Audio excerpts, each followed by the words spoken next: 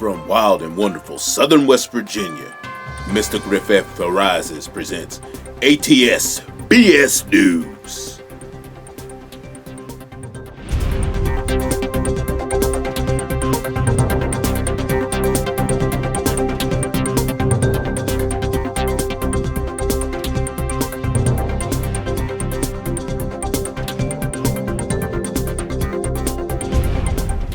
Hey, this is Mr. Griffin, and welcome to another edition of ATSBS News. Now, normally, ATSBS News only goes on my Mr. Griffith Arises channel, but as you know, once in a while, something will happen that I put the video on both channels.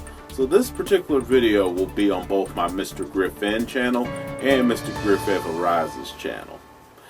Now, the hard matter, as it was announced yesterday, Superfly Jimmy Snuka, the WWE Hall of Famer, had been arrested for the 1983 murder of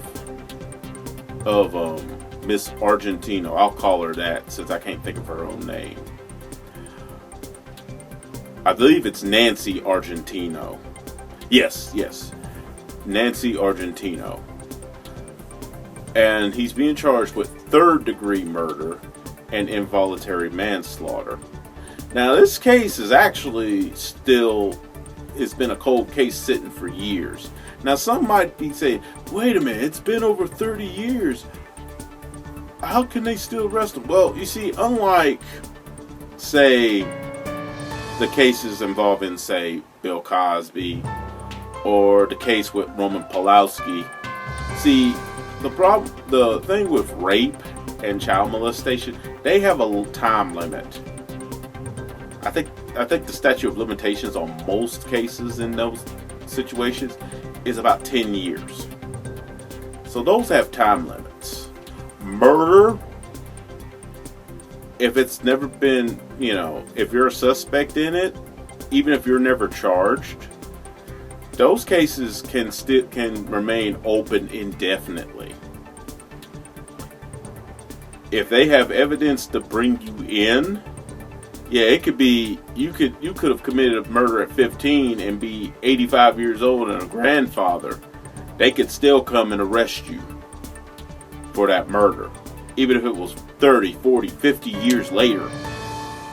So the statutes on murder generally are unlimited.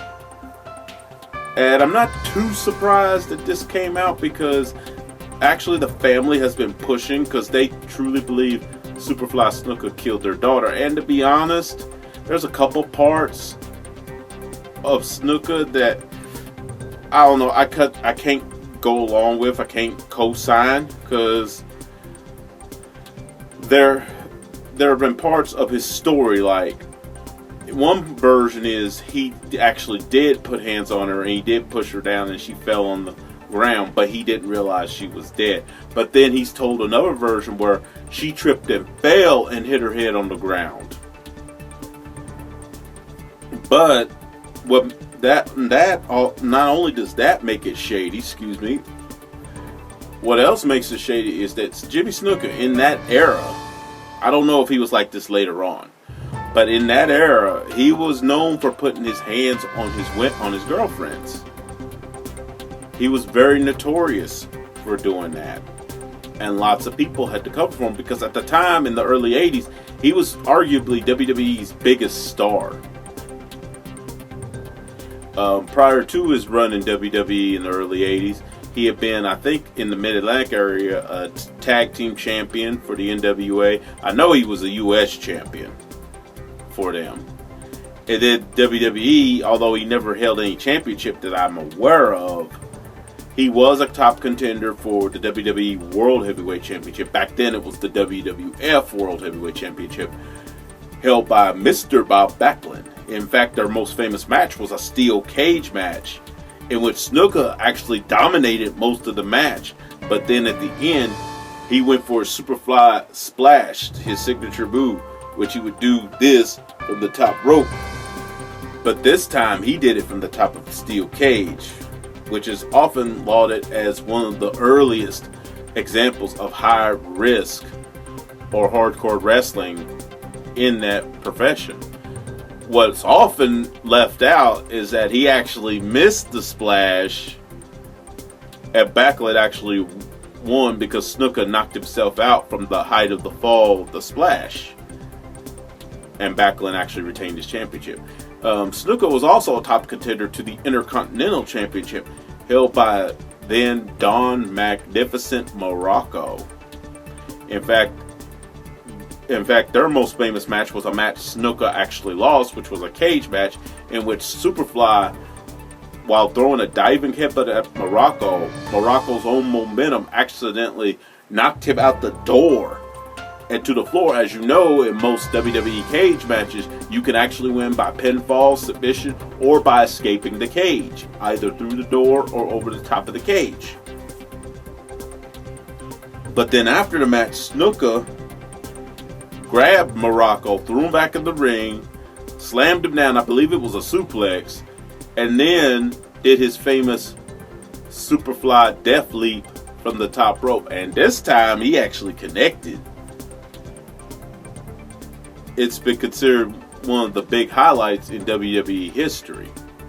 But now, not only is Snuka's own freedom at stake, now his own status in professional wrestling is at stake. And let me say this, and this is somewhat related to this story. I said, I saw parts of Hulk Hogan's apology speech on Good Morning America. To me, he could still kiss my ass. That being said, if they all but erased Hulk Hogan, they should all but erase Superfly Jimmy Snuka of the Hall of Fame. Because as much as what I hate what Hulk Hogan did, there's a huge difference between calling someone a racial slur and killing somebody. Huge difference. And Superfly's Jimmy Snuka, while not, and the three that keeps coming up, him, Benoit, and Hogan. Hogan is like up here. There's no real way to erase Hulk Hogan from WWE history or even professional wrestling history. There's no real way. And I wouldn't even want that. Much as I would love to see a gang of black dudes just jump him and beat the shit out of him, I don't think his history should be taken away. He's like up here. Benoit would be about here on the scale. And may I note, none of these guys should have their histories erased. Were they doofuses for what they did? Yes. Were they scumbags for what they did? Hell yeah. But I don't think their history should be erased. Because he did enough to still be memorable. Snuka would be about in between. Just maybe 2 or 3 steps under Hogan, but definitely well above Benoit. Even though Benoit had more championships and was a better technical wrestler, Snuka was a freaking legend. So he would be well above Benoit. But I would not be in favor of erasing his history. But as far as WWE not acknowledging him and stuff, I wouldn't blame them one bit. But I say this, if they all but erased Hulk Hogan, they should all but erase Snuka. Because, like I said, even though the racial slur rant was a bit personal to me, and they'd be like, oh, it was 8 years ago. No, he was like over 50. He knew better.